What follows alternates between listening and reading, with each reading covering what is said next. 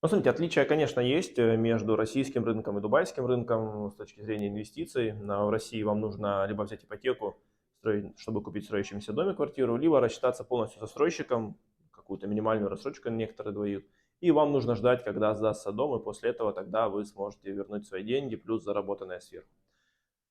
Что есть в Дубае? В Дубае в основном застройщики продают все в рассрочку. То есть, покупая квартиру, вам нужно внести либо 10, либо 20% первоначального взноса, и потом у вас идет рассрочка. Обычно она идет до сдачи дома. Но есть ряд застройщиков, которые делают рассрочку и после сдачи. Как это выглядит? Вы вносите первоначальный взнос застройщику, после чего у вас идет 5, 1% в месяц, либо ежеквартально. Таким образом, к сдаче дома вы выплачиваете только 60% от стоимости квартиры. После чего вы либо оплачиваете застройщику при получении ключей остаток средств, либо перепродаете квартиру. Важно знать, что квартиру можно перепродать после внесения 50%. То есть, если вы купили квартиру и через год решили в строящемся доме ее перепродать, вам не нужно выкупать ее у застройщика, чтобы получить разрешение на перепродажу.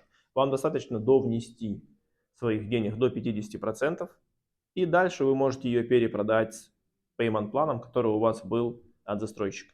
То есть новый клиент, который будет покупать вашу квартиру, он внесет вам те деньги, которые вы внесли застройщику, плюс та маржа, которую вы захотите заложить сверху. Остальной payment план остается ему. Второй момент, когда есть рассрочка после сдачи дома.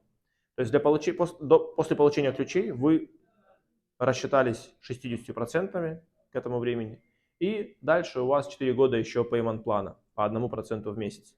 И здесь вы можете сдавать квартиру и продать ее уже с арендатором как готовый бизнес.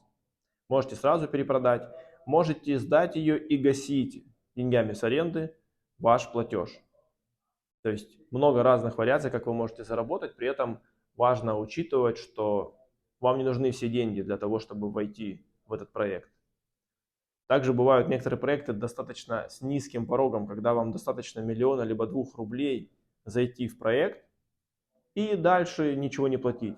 Например, 60/40 бывает такая рассрочка, когда 60% вы вносите в течение 6 месяцев, и дальше нет никаких платежей, потому что застройщик получает остаток суммы только при передаче квартиры вам в руки.